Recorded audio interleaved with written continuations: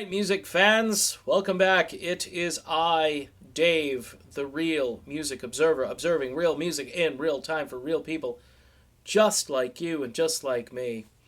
Today's topic, or at least the topic of this particular video, the band Three Dog Night.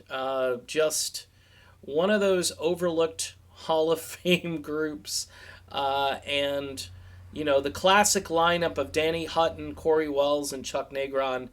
Uh, that is the bread and butter. Three different guys who can sing well. And yes, I know I just did a video about Grand Funk and how they had outside writing and so forth. But Grand Funk didn't have enough music. They didn't have a large enough body of work based on the number of songs that they wrote versus other people writing. See, with Three Dog, I look at it this way. They were designed to be this hit factory. And between 1969 and 1975, there was no band on planet Earth with the kind of hit making capability as Three Dog Night. They just completely demolished any kind of record that was being held prior. I know records have been broken since, but just listing a few of their songs here. Old Fashioned Love Song, Black and White, Celebrate, Easy to Be Hard, Eli's Coming, Joy to the World, Let Me Serenade You, Liar, Mama Told Me Not to Come, Never Been to Spain, One Man Band, Out in the Country, Pieces of April, Play Something Sweet, Shambhala, which happens to be my all-time favorite Three Dog Night tune.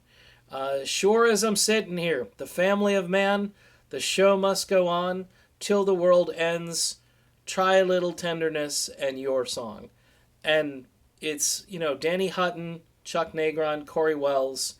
They had a really cool guitar player in this group too. His name is Michael Alsop. The dude had kind of like this swampy thing going on. Sometimes they had this country thing going on, this blues thing. If you dig into their albums, my sister, I had an older brother and an older sister, and the sister was into just everything. I'm a little kid at this time, and I remember, I think she made me listen to the Naturally album like 5,000 times. It was always on the damn turntable, and I completely got hooked on it. And to this day, when I hear any cut off of that, I'm just like, woof, right in there. Just the body of work, that concentration, and the amount of damage they did on the charts. Now, here's the thing. The Rock and Roll Hall of Fame could care less about damage on the charts because we've seen that before. There are bands, the Grassroots, too, at the time were a hit factory, and a lot of times these two bands would tour together. I heard of really cool triple bills where it'd be like the Grassroots, Three Dog Night, and Steppenwolf. And you're thinking to yourself, wow. By the way, Three Dog continues today without Chuck, unfortunately. And it's just they're still selling a lot of tickets, and people are going back, and they kind of don't really sound too much like they used to sound. But with that type of library of music to be able to go to, it makes it for a good, even if it becomes more of a tribute band and so forth, there's enough music there where people go, oh yeah, I remember this. It's a lot of reminiscing. It's mostly for people older than me. However, I am a fan. I'm a huge fan because not only were the songs good and they were smart, they just said, you know what? We're going to have writers. And that was their philosophy. They had outside writers like Paul Williams and Russ Ballard and, there's so many. I want to say Randy Newman was in there. Even John Hyatt, who later had a very interesting and still has a very interesting career going. But a lot of very good songwriters, and that helped propel them because they always had a song.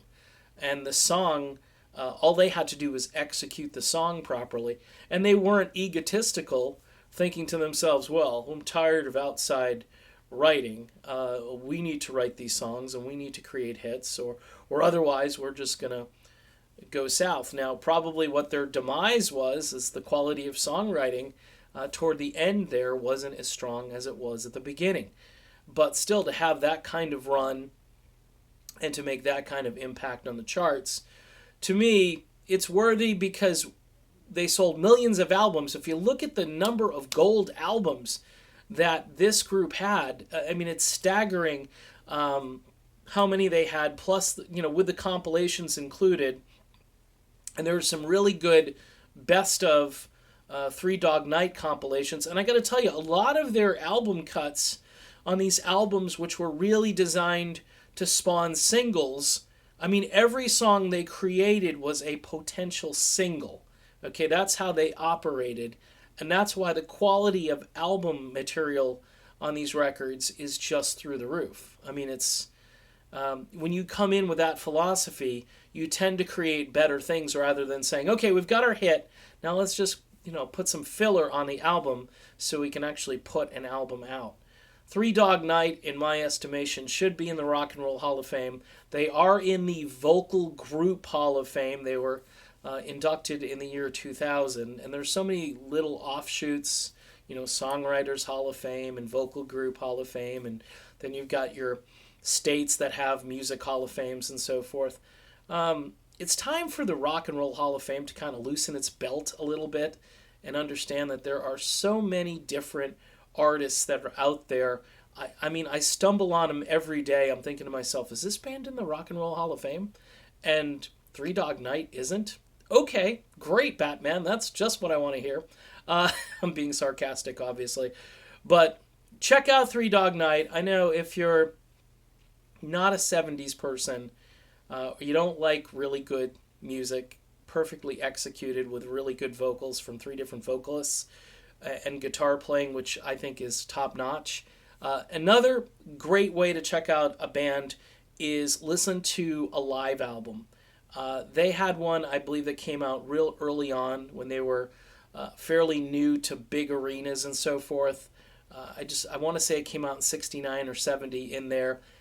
It's at the Forum. I think it's at the Forum in LA. Go listen to that and go listen to how good that band sounded live. And again, sometimes you can pull some studio tricks, and then sometimes when you hear the band live, like the Cars, for instance, weren't a really good band live. They got a little better as time went on, but they really didn't. Their records sounded so much different than they did live. Three Dog Night. Listen to Easy to Be Hard live, and you're just going to think to yourself, holy crap, Batman, these guys got it. And they did. They had it, and they should be in the Hall of Fame. I'm Dave. This is the Real Music Observer. I'll be back, of course, observing more real music in real time for real people just like you and just like me. We'll talk soon.